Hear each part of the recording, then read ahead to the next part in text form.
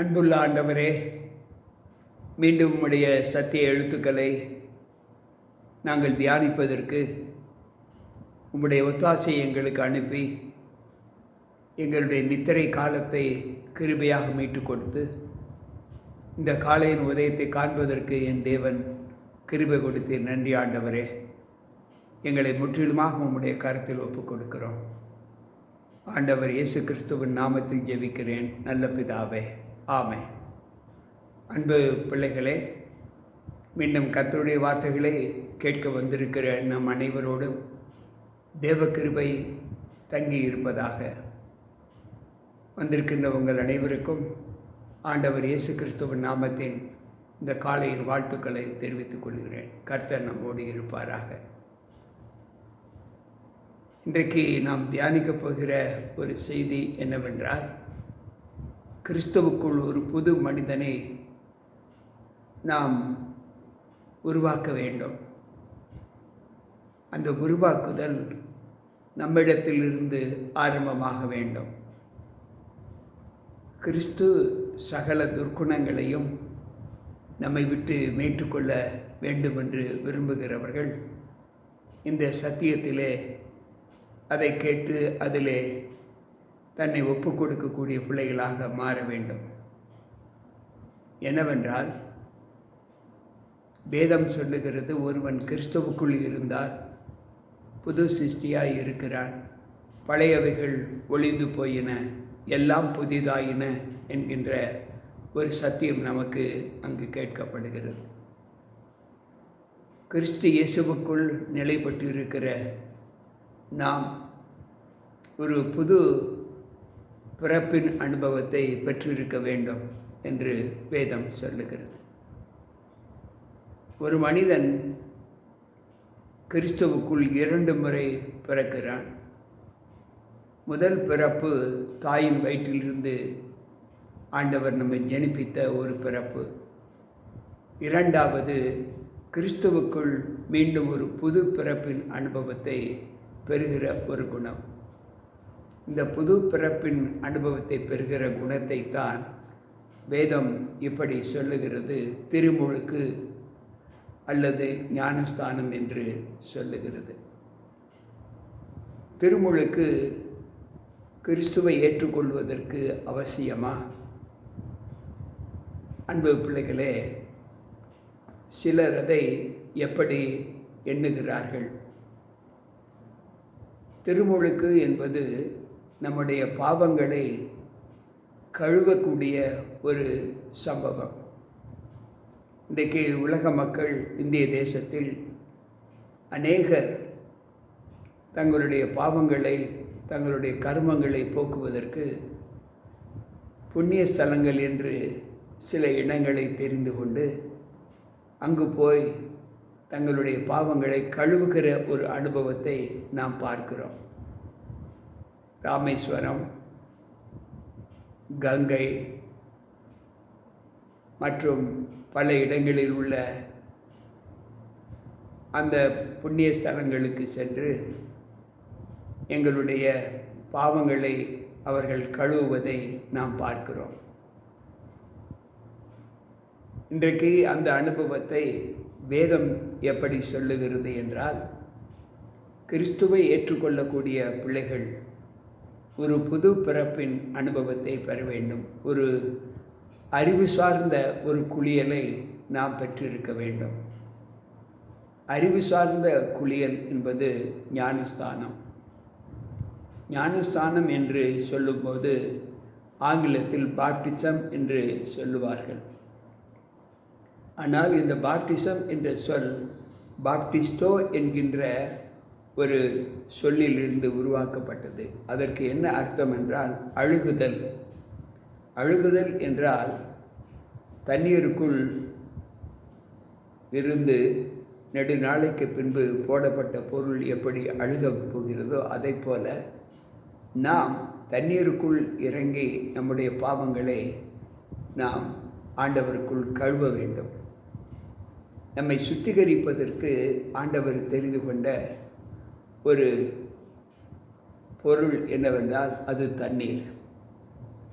இன்றைக்கு கிறிஸ்துவை ஏற்றுக்கொண்ட பிள்ளைகள் ஆண்டவர் சொல்லுகிற ஆலோசனை என்னவென்றால்,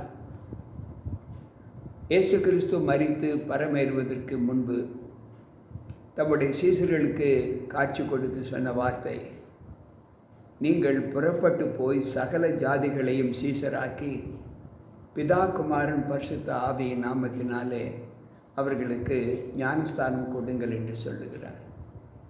இதை நாம் மத்தேயு 28:19 வாசிக்கலாம். ஏன் ஆண்டவர் ஞானஸ்தானம் கொடுக்க வேண்டும் என்று சொல்லுகிறார் என்றால், இங்கு வேதம் சொல்லுகிறது, அப்போஸ்தலர் நடவடிக்கைகளின் புத்தகம் 2வது அதிகாரம் 38வது வசனம். அந்த பெந்தேகோஸ்தே நாளிலே பேதுரு, யாக்கோபு, யோவான் இந்த மூவரும் பிரசங்கம் செய்து கொண்டிருக்கும்போது அங்கு அவர்கள் சொன்ன பிரசங்கம் அவர்களுடைய இருதயத்தை குத்திற்று. அப்பொழுது அவர்கள், ஆண்டவருமாறே, நாங்கள் ரட்சிக்கப்படுவதற்கு என்ன செய்ய வேண்டும் என்று ஒரு கேள்வியை எழுப்புகிறார்கள். அதற்கு பேதுரு சொல்லுகிறார், நீங்கள் மனம் திரும்பி ஒவ்வொருவரும் பாவ மன்னிப்புக்கு என்று இயேசு கிறிஸ்துவின் நாமத்தினாலே ஞானஸ்தானம் எடுங்கள் என்று சொல்லுகிறார். நீங்கள் மனம் திரும்பி பாவ மன்னிப்புக்கு என்று நீங்கள் ஞானஸ்தானம் எடுங்கள். அப்படி என்றால் பாவ மன்னிப்புக்கு என்று ஞானஸ்தானம் எடுக்க வேண்டும். பாவத்தை கழுவுவது தண்ணீர். தண்ணீர் முழுக்கினால் நம்மை சுத்திகரிக்க வேண்டும் என்று எபேசியர் 5:26 சொல்லுகிறது. கரை திரை முதலானவைகள் ஒன்றுமில்லாமல் நம்மை சுத்திகரிக்க வேண்டும் என்று ஆண்டவர் சொல்லுகிறார். இந்த பாவ மன்னிப்பை நாம் தண்ணீர் மூழ்கினால் மட்டுமே சுத்திகரிக்க முடியும். ஏனென்றால் இதை ஆண்டவர் நமக்கு மாதிரியாக சொல்லியிருக்கிறார். ஆண்டவர் திருமுழுக்கு எடுத்தார். ஆண்டவர் திருமுழுக்கு கொடுக்கவும் செய்தார் என்று வேதம் சொல்லுகிறது. அவர் நமக்கு இதையெல்லாம் மாதிரியாக வைத்து போயிருக்கிறார். ஒருவனுடைய பாவத்தை கழுவுவது தண்ணீர், சுத்திகரிப்பது தண்ணீர். அழுக்குள்ள இந்த சரீரம் சுத்திகரிக்கப்பட வேண்டுமென்றால் நாம் அந்த அழுக்கை எடுப்பதற்கு எப்படி ஒரு குளியலை போடுகிறோமோ அதே போல இருதயத்தின் அழுக்கான அந்த சுமையை நாம் தண்ணீருக்குள் கழுவ வேண்டும் என்று ஆண்டவர் சொல்லுகிறார். உள்ளான இருதயத்தின் மாற்றத்தை வெளிப்படையாக காண்பிக்கிற ஒரு அனுபவம்தான் இந்த திருமுழுக்கு. நான் எப்படிப்பட்டவன் என்பதை வெளி உலகுக்கு காண்பிக்கிறது தான் இந்த திருமுழுக்கு. அகத்தில் உள்ளதை வெளிப்படையாக காண்பிக்கக்கூடியது. தமிழில் ஒரு பழமொழி சொல்லுவார்கள், அகத்தின் அழகு முகத்தில் தெரியும் என்று. அதே போல இன்றைக்கு நம்முடைய ஜீவிதத்திலே நாம் ஆண்டவருக்கென்று சொல்லுகிற ஒரு அனுபவத்தை எப்படி பார்க்கிறோம் என்றால், இது எல்லோரும் எடுக்க வேண்டிய அவசியம் இருக்கிறதா என்றால் ஆம் என்று வேதம் சொல்லுகிறது. பிரசங்கி 3:23 மன்னிக்கவும், அப்போஸ்தலர் 20:21 வாசிப்போம் என்றால், தேவனிடத்தில் மனம் திரும்புவதை குறித்து நாம் இந்த திருமுழுக்கை எடுக்க வேண்டும்.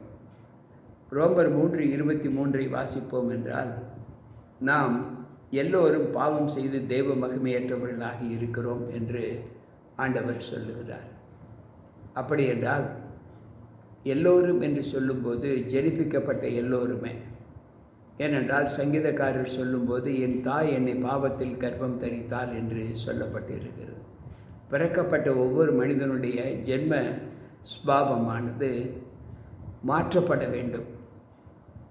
அந்த ஜென்ம ஸ்வாபம் என்பது 1 கொரிந்தியர் 2:14 நாம் வாசிக்க வேண்டும். ஒரு மனிதனுடைய ஜென்ம ஸ்வாபம் மாற்றப்பட வேண்டும். ஏனென்றால் பவுல் சொல்லும்போது தேவனுடைய ஸ்வாபம் நமக்குள்ளாக வர வேண்டும்.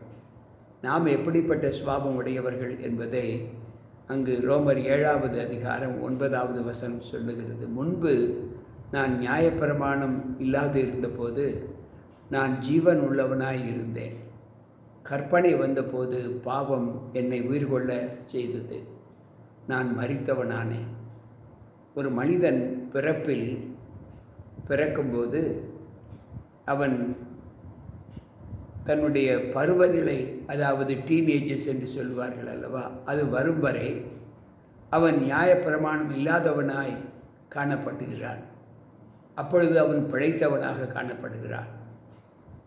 உலக ஈடுபாட்டில் தன்னை அர்ப்பணம் செய்யும்போது அவனுடைய சரீர அமைப்புகள், சரீர செய்கைகள் ஆண்டவருக்கு விரோதமாக இருப்பதை நாம் உணர வேண்டும் என்பதற்காக கற்பனை நம்மை அங்கு அந்த பாவத்தை உயிர்கொள்ளச் செல்லுகிறது. அப்படி உயிர்கொள்ளச் செல்லும்போது நாம் மரித்தவர்களாக இருக்கிறோம். அந்த மரணத்தை எப்படி ஆண்டவர் சொல்லுகிறார் என்றால், நாம் இனி பாவத்திற்கென்று ஊழியம் செய்யாதபடி பாவ சரீரம் ஒழிந்து போய் இருக்கும் பொருட்டு நம்முடைய பழைய மனுஷனை அவரோடு கூட சிலுவையில் அறையப்பட்டதென்று அறிய வேண்டும். ரோமர் 6வது அதிகாரம் 6வது வசனத்தை, இந்த வாசகத்தை நாம் வாசிக்கலாம். நம்முடைய பழைய மனிதனை நாம் அவரோடு கூட சிலுவையில் அறைந்திருக்க வேண்டும். அன்பு பிள்ளைகள், அப்படி என்றால் நம்முடைய எல்லா பாவங்களையும் நாம் சுத்திகரிப்பதற்கு அவருக்குள் நம்மை ஒப்புக் கொடுக்க வேண்டும். அவர் நமக்குள் நிலை பெற்றிருக்கும்போது நம்மில் பாவ சஞ்சாரங்கள் இருக்காது என்று வேதம் கற்றுக் கொடுக்கிறது. ஆகையால் கிறிஸ்துவுடனே கூட நாம் மரித்தோமானால் அவருடனே கூட பிழைத்தும் இருப்போம் என்று நம்புகிறோம். ரோமர் 6வது அதிகாரம் 8வது வசனம் இதை குறித்து சொல்லுகிறது. அன்பு பிள்ளைகளே, சற்று யோசிப்போம். இந்த ரோமர் 6வது அதிகாரம் நமக்கு அநேக வாக்குத்தத்தங்களை சொல்லுகிற ஒரு வசனம். மேலும் பிதாவின் மகிமையினாலே கிறிஸ்து மரித்தோரிலிருந்து எழுப்பப்பட்டது போல நாமும் புதிதான ஜீவன் உள்ளவர்களாய் நடந்து கொள்ளும்படிக்கு அவருடைய மரணத்திற்குள்ளாக்கும் ஞானஸ்தானத்தினாலே கிறிஸ்துவுடனே கூட அடக்கம் பண்ணப்பட்டோம் என்று ரோமர் 6:4 சொல்லுகிறது. இந்த ஞானஸ்தானம் என்பது தண்ணீரில் மூழ்கி அவரோடு கூட மரித்து அடக்கம் பண்ணப்பட்டு பின்பு நீதிக்கென்று அவரோடு கூட உயிர்த்தெழுகிற ஒரு அனுபவத்தை நமக்கு காண்பிக்கிறது. ஒரு மனிதன் ஞானஸ்தானத்தில் எப்படி அடக்கம் பண்ணப்படுகிறான் என்றால், ரோமர் 6வது அதிகாரம் 5வது வசனம் தெளிவாக சொல்லுகிறது, அவருடைய மரணத்தின் சாயலை நாம் இணைக்கப்பட்டவர்களானால் அவருடைய உயிர்த்தெழுவின் சாயலிலும் இணைக்கப்பட்டு இருப்போம் என்று ஆண்டவர் சொல்லுகிறார். எனக்கு பிரியமான தேவ பிள்ளைகளே, இந்த ஞானஸ்தானம் என்பது முழுகித்தான் எடுக்க வேண்டும். தெளித்தல் என்பது இல்லை. ஒரே கர்த்தர், ஒரே விசுவாசம், ஒரே ஞானஸ்தானம். அந்த ஒரே ஞானஸ்தானம் என்பது தண்ணீருக்குள் முழுகித்தான் எடுக்க வேண்டும். பாவங்கள் போக கழுவப்படு என்று சொன்னால் தண்ணீர் தெளித்தல் இன்றைக்கு கிறிஸ்துவ மார்க்கத்தில் ஞானஸ்தானம் என்று சொல்லுகிற ஒரு அனுபவத்தை பெற்றிருப்பதை நாம் கேள்விப்படுகிறோம். ஆனால் இது உண்மை அல்ல.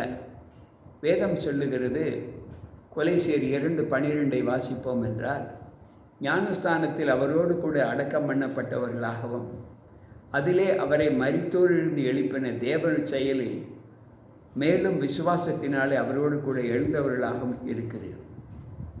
அன்பு பிள்ளைகளே, அவரோடு கூட அடக்கப்படுகிற ஒரு அனுபவத்தை நாம் தேவ சமூகத்தில் பெற்றிருக்கிறோம் என்று இந்த வேதம் சொல்லுகிறது.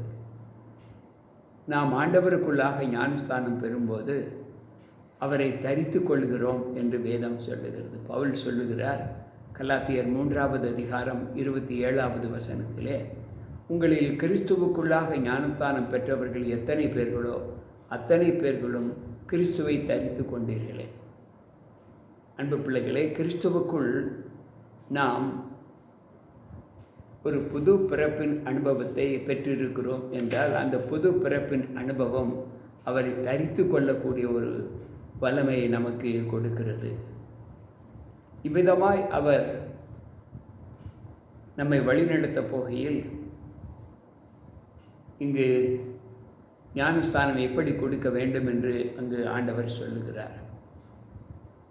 அங்கு அந்த கந்தாகை மந்திரினுடைய அனுபவத்தை அங்கு வேதம் நமக்கு சுட்டி காண்பிக்கிறது.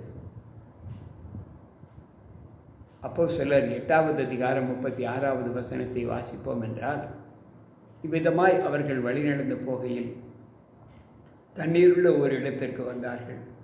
அப்பொழுது மந்திரி, இதோ தண்ணீர் இருக்கிறதே, நான் ஞானஸ்தானம் பெறுவதற்கு தடை என்ன என்றார். அதற்கு பிலிப்பு, நீ முழு இருதயத்தோடு விசுவாசித்தால் தடை இல்லை என்றார். அன்பு பிள்ளைகளே, பின்பு ரதத்தை நிறுத்த சொல்லி அப்பொழுது பிலிப்புவும் மந்திரியும் இருவரும் தண்ணீரில் இறங்கினார்கள். பிலிப்பு அவனுக்கு ஞானஸ்தானம் கொடுத்தார் என்று வேதம் சொல்லுகிறது. ரோமர் 8வது அதிகாரம் 36, 37, 38 வசனங்களிலே நாம் வாசிக்கலாம். மேலும் வேதம் சொல்லுகிற வார்த்தை என்னவென்றால், வேதாகமத்தில் ஒரே விதமான ஞானஸ்தானம் தான் உண்டு என்று நான் உங்களுக்கு சொன்னேன். ஒரே கர்த்தர், ஒரே விசுவாசம், ஒரே ஞானஸ்தானம். எபேசியர் 3:4-5 இந்த வாசகத்தை வாசிக்கலாம். அன்பு பிள்ளைகளே, சற்று யோசிப்போம். அன்றைக்கு பெந்தைக்கோஸ்தே நாளிலே ரட்சிக்கப்படுவதற்கு நாங்கள் என்ன செய்ய வேண்டும் என்று பேதுருவுடைய சத்தியத்தை கேட்டதற்கு பின்பு கேட்ட மக்கள், அதற்கு பேதுரு சொன்ன பதில், நீங்கள் முழு இருதயத்தோடு விசுவாசித்து நீங்கள் பாவ மன்னிப்புக்கென்று ஞானஸ்தானம், இயேசு நாமத்தினாலே ஞானஸ்தானம் எடுங்கள் என்று சொல்லப்பட்டதை நாம் நினைவு கூறலாம். அதே அப்போஸ்தலர் 2:41 சொல்லுகிறது, அவர்கள் பேதுருடைய அந்த வாக்கியத்தை கேட்டதற்கு பின்பு சந்தோஷமாக ஏற்றுக்கொண்டு ஞானஸ்தானம் பெற்றார்கள். அன்றைய தினம் ஏறக்குறைய 3000 பேர் கர்த்தருடைய சமூகத்தில் ஞானஸ்தானம் பெற்று சேர்த்து கொள்ளப்பட்டார்கள் என்று வேதம் சொல்லுகிறது. அன்பு பிள்ளைகளே, சீசர்கள் கூடியிருந்த அந்த இடத்திலே ஒரு ஆச்சரியமான ஒரு வழிநடத்துதல் பரிசுத்த ஆவியானவர் அந்த பிள்ளைகளுக்கு கொடுக்கிறார். மேலும் அவர் சொல்லுகிற வார்த்தை, அந்நாட்களிலே சீசர்கள் ஏறக்குறைய 120 பேர் கூடியிருந்த போது அவர்கள் நடுவிலே பேதுரு எழுந்து நின்று அங்கு பிரசங்கம் செய்ய ஆரம்பிக்கிறார். இதை நாம் அப்போஸ்தலர் 1வது அதிகாரம் 15வது வசனத்திலே சொல்லுகிறோம். அன்பு பிள்ளைகளே, இந்த ஞானஸ்தானம் எடுப்பதற்கு காலதாமதம் நாம் செய்யலாமா? இதை எப்பொழுது எடுக்க வேண்டும் என்றால், நாம் வாலிப பிராயத்திலே கர்த்தரை நினையுங்கள் என்றுதான் ஞானி நமக்கு சொல்லுகிறார். இன்றைக்கு ஆண்டவர் சொல்லுகிற வார்த்தை, மனம் திரும்பக்கூடிய ஒரு அனுபவத்தை நாம் எப்பொழுது பெற வேண்டும் என்றால், வேதம் சொல்லுகிறது, இப்பொழுது நீ தாமதிக்கிறது என்ன? நீ எழுந்து கர்த்தருடைய நாமத்தை தொழுது கொண்டு ஞானஸ்தானம் பெற்று உன் பாவங்களற நீ கழுவு என்று சொல்லுகிறார். அப்போஸ்தலர் 22:16 இந்த வாசகத்தை நாம் வாசிக்கலாம். இந்த ஞானஸ்தானம் எடுப்பதற்கு முன்பு நாம் என்ன செய்ய வேண்டும் என்று விரும்பினார், விசுவாசம் உள்ளவனாக, தேவன் மீது பற்றுதல் உள்ளவனாக நாம் இருக்க வேண்டும். அந்த நம்பிக்கை வேண்டும். ஏனென்றால் விசுவாசம் உள்ளவனாகி ஞானஸ்தானம் பெற்றவன் எவனோ அவன் ரட்சிக்கப்படுவான்.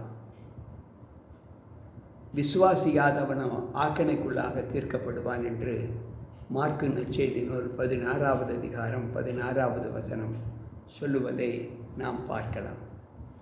அன்பு பிள்ளைகளே, இன்றைக்கு நம்முடைய வாழ்க்கையில் நாம் தேவனுக்குள் எந்த அனுபவத்தோடு இருக்கிறோம் என்பதை சற்று யோசித்து பார்ப்போம். அன்றைக்கு ஞானஸ்தானம் எடுப்பதற்கு ஒரு நேரம் நமக்கு அவசியமில்லை. பவுல் தன்னுடைய சிறையிருப்பின் விடுதலையை குறித்து அந்த சிறைச்சாலை அதிகாரி தன்னை மாய்த்து கொண்டு போகும்போது, பவுல், உனக்கு ஒன்றும் கேடு ஒன்றும் செய்து கொள்ள வேண்டாம், நான் வெளியே போகவில்லை, இங்குதான் சிறையில்தான் இருக்கிறேன் என்று தன்னை விடுவித்துக் கொள்ளும்போது அவன் மனம் மாறி அன்று இரவிலே பவுலால் ஞானஸ்தானம் பெற்றான் என்று வேதம் சொல்லுகிறது. அன்பு பிள்ளைகளே, இன்றைக்கு நம்முடைய வாழ்க்கையில் அங்கு அப்போஸ்தலர் 16:32-33 வசனங்களிலே இதை நாம் வாசிக்கலாம். மனம் மாறுவதற்கு ஒரு காலதாமதம் நமக்கு தேவையில்லை. ஏனென்றால் சமயம் நமக்கு எப்படிப்பட்ட அனுபவத்தை நமக்கு கற்றுக் கொடுக்கிறது என்பதை முதலாவது நாம் உணர வேண்டும். ஆண்டவர் சொல்லுகிற வார்த்தை என்ன என்றால், நம்முடைய பாவங்களை நாம் அறிக்கையிட்டார், பாவங்களை நமக்கு மன்னித்து எல்லா அநியாயத்தையும் நீக்கி நம்மை சுத்திகரிப்பதற்கு அவர் உண்மையும் நீதியும் உள்ளவராய் இருக்கிறார் என்று யோவான் 1 யோவான் 1 அதிகாரம் 9 வசனம் சொல்லுகிறது. ஒரு பாவி தன்னை ஆண்டவருடைய சமூகத்திற்கு ஒப்புக் கொடுக்கிறார் என்றால் அவன் முழுவதுமாக நம்முடைய சரீர குறைவுகளை அவன் அறிந்திருக்க வேண்டும், அதை அறிக்கை செய்ய வேண்டும். அதைத்தான் அங்கு ஆண்டவர் சொல்லுகிறார். வாலிப பருவத்திலே சிறு பிள்ளைகள் சத்தியத்தை குறித்து ஒன்றும் அறியார்கள். காலம் அந்த வாலிப வயது வருவதற்கு முன்பே இன்றைக்கு சிறு பிள்ளைகள் பிறந்த குழந்தைக்கு திருமுழுக்கு கொடுத்துதல், 40 நாளுக்கு பின்பு இது போன்ற ஆச்சாரங்கள் திருச்சபையில் நடக்கிறது. பாவம் இன்னது என்று தெரியாது இருக்கும்போதே அவர்கள் அப்படிப்பட்ட அனுபவத்தை பெற்றிருப்பதை நாம் பார்க்கிறோம். ஒருமுறை பவுல் தன்னுடைய வாழ்க்கையில் அங்கு ஞானஸ்தானம் எடுத்த பிள்ளைகளை பார்த்து பரிசுத்த ஆவி உண்டா என்று கேட்கிறார். அதற்கு அவர்கள் பரிசுத்த ஆவி இன்னதென்று எங்களுக்கு தெரியாது, கேள்விப்படவே இல்லை என்று சொல்லுகிறார்கள். அப்படி என்றால் அவர் கேட்கிறார், நீங்கள் எந்த ஞானஸ்தானம் பெற்றீர்கள், யார் உங்களுக்கு ஞானஸ்தானம் கொடுத்தார்? அவர்கள் சொல்லுகிறார்கள், யோவான் ஸ்நானகன் கொடுத்தார். யோவான் ஸ்நானகன் கொடுத்திருந்தால் மனம் திரும்புவதற்கு ஏற்ற போதனையை சொல்லி கொடுத்திருப்பாரே என்று சொல்லி மீண்டும் அவர்களுக்கு இயேசுவின் நாமத்தினாலே ஞானஸ்தானம் கொடுக்கிறார். ஞானஸ்தானம் என்பது பாவத்தை உணர்ந்து அது பாவம் என்று அறிந்து அந்த பாவத்தை அறிக்கை செய்வது தான் ஞானஸ்தானமே தவிர ஒரு ஆச்சாரத்திற்காக இந்த ஞானஸ்தானம் இல்லை என்பதை நாம் நினைவில் கொள்ள வேண்டும். எனக்கு பிரியமான தேவ பிள்ளைகளே, இந்த லோகத்தில் தேவன் தம்முடைய ஒரே பேரான குமாரனை இந்த உலகத்தில் அனுப்பி அந்த ஒரே பேரான குமாரனை விசுவாசிக்கிறவன் எவனோ அவன் கெட்டுப்போகாமல் நித்திய ஜீவனை அடையும்படிக்கு அவரை தந்தருளினார், அன்பு கூர்ந்தார் என்று யோவான் 3:16 வாசிக்கிறோம். நாம் தேவனுக்கு சத்துருக்களாய் இருக்கையில் அவருடைய குமாரனின் மரணத்தினாலே உயிரோடு அவரோடு நாம் ஒப்புரவாக்கப்பட்டதற்கு பின்பு நாம் அவருடைய ஜீவனாலே ரட்சிக்கப்படுவது அதிக நிச்சயம் என்று இங்கு ரோமர் 5:10 வாசிக்கிறோம். அன்பு பிள்ளைகளே, இந்த ஞானஸ்தானம் என்பது ஒரு மனிதனுடைய தேவனுக்கு விருப்பமில்லாத பிரியமற்ற மாமிச சிந்தைகளை ஒழிப்பது தான் என்று வேதம் சொல்லுகிறது. நம்முடைய பழைய மனுஷன் அவரோடு கூட சிலுவையில் அறையப்பட்டதென்று அறிவதற்குத்தான் இந்த திருமுழுக்கு என்பதை நாம் ஏற்கனவே ரோமர் 6:6 வாசித்திருக்கிறோம். அன்பு பிள்ளைகளே, முன்பு உங்களுக்கு சொன்னது போல ஒருவன் கிறிஸ்துவுக்குள் இருந்தால் புது சிஷ்டியாய் இருக்கிறான், பழையவைகள் ஒழிந்து போயின என்று சொன்னோம். இந்த மாற்றத்தை நாம் எப்படி நம்முடைய சரீர அமைப்பில் கொண்டு வர வேண்டும் என்றால், ஒருவன் கிறிஸ்துவுக்குள் இருக்கும்போது அவருடைய சரீரத்தில் ஒரு மாற்றம் தோணப்படும். நான் முன்பு உங்களுக்கு சொன்னேன், இருதயத்தில் மாற்றத்தை வெளிப்படுத்துவது கிரியைகளினால் வெளிப்படுத்தும் போது தான் நாம் ஆண்டவருக்குள் இருக்கிறோமா இல்லையா என்பதை உணரக்கூடியது. இங்கு அவர்களுடைய கனிகளினாலே நீங்கள் அவர்களை அறிவீர்கள் என்று மத்தேயு 7வது அதிகாரம் 20வது வசனம் சொல்லுகிறது. அன்பு பிள்ளைகளை, சற்று யோசிப்போம். இந்த ஞானஸ்தானம் என்பது ஆவியின் கனிகளின் பலத்தை பெற்ற ஒரு அனுபவத்தை அது நமக்கு கற்றுக் கொடுக்கிறது. எல்லோருக்கும் தெரியும் ஆவியின் கனிகள். கலாத்தியர் 5:22-23 இதை நாம் வாசிக்கலாம். இவ்விதமாக நாம் தேவ சமூகத்தில் நம்மை கழுவுகிற ஒரு அனுபவத்தோடு தேவனுக்குள் நம்மை ஒப்புக் கொடுக்கும்போது நாம் தேவ குணத்தை பெற்றவர்களாக காணப்படுகிறோம். எனக்கு பிரியமான தேவ பிள்ளைகளே, நாமும் தேவ சமூகத்தில் அவர் ஒளியில் இருக்கிறது போல நாமும் ஒளியிலே இருந்தால் நாம் ஒருவரோடொருவர் ஐக்கியப்பட்டு அவருடைய குமாரனாக இயேசு கிறிஸ்துவின் இரத்தம் சகல பாவங்களையும் நம்மை நீக்கி நம்மை சுத்திகரிக்கும் என்று 1 யோவான் 1:7 சொல்லப்பட்டிருக்கிறது. அவருக்குள் இருக்கிறோம் என்ற அனுபவம். இன்றைக்கு நம்முடைய வாழ்க்கையில் நாம் எப்படி நம்மை ஒப்புக் கொடுக்க வேண்டும் என்றால், ரோமர் 8வது அதிகாரம் 1வது வசனம் சொல்லுகிறது, ஆனபடியினால் கிறிஸ்து இயேசுவுக்குள் உட்பட்டவர்களாக இருந்து மாமிசத்தின்படி நடவாமல் ஆவியின்படி நடக்கிற பிள்ளைகளுக்கு ஆக்கினை தீர்ப்பு இல்லை என்று அவர் சொல்லுகிறார்.